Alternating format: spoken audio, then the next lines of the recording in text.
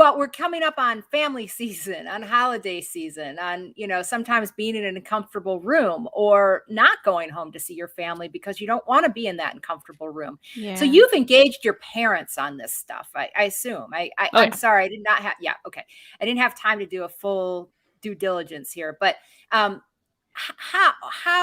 did you engage them? And have you flipped them? No, I'm just kidding. I know that's not what your book is about, Yeah. but that, how have you found ways of having constructive conversations in that uncomfortable room?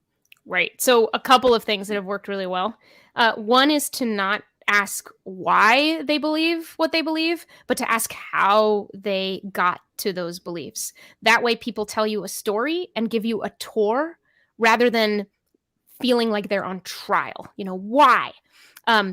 So long as people feel like you do believe they matter, you can learn a lot and you can have a constructive conversation. Another thing that really has helped with my parents and helps with all of this for me and really many people who practice this is a very powerful question is to ask, what are your concerns?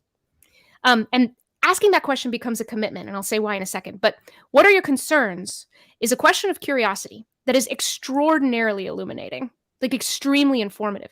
To even ask it, you have to get to the point in your own head where you don't already know the answer. Now, a lot of us think we already know the answer. Why would I ask what their concerns are? I know exactly why they hate this and that. No, you don't. You may know what the statistics say about their group in general, but you don't know about this individual. And there might be all kinds of surprises in their story. So actually listen to their concerns. The follow-up question to what are your concerns is anything else?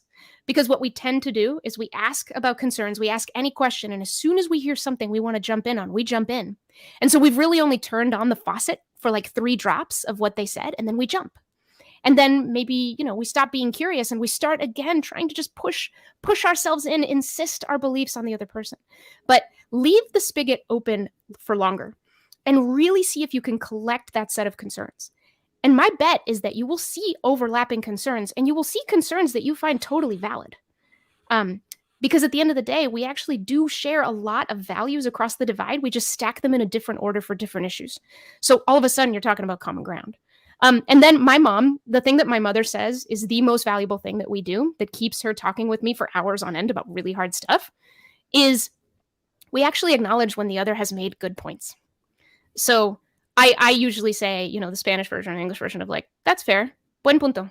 Ah, okay. Sí, cierto. Yeah, that's interesting. Even if it's really, really, really small, I think a lot of people feel that when they say something like that's a good point, they are conceding and therefore losing. You're not conceding and you're not losing. What you're doing is you're creating sort of a meaningful sort of space between you in a conversation where you're exploring ideas. And the more that you do that, the more that your guard will come down. And maybe the less afraid you'll be about just putting yourself into that context where you're both learning from each other. So we end up like my parents and I just end up in this like other planet in our conversations, just a completely different planet. And then we land again. And then stuff like moves around in our heads. And it's really cool. But have either of us changed our mind on really? No. But we understand why the other person thinks what they think. And it's led to like, we're just not hostile toward anyone else who believes these things. You know what I mean? And that's really helped like life become a little more manageable.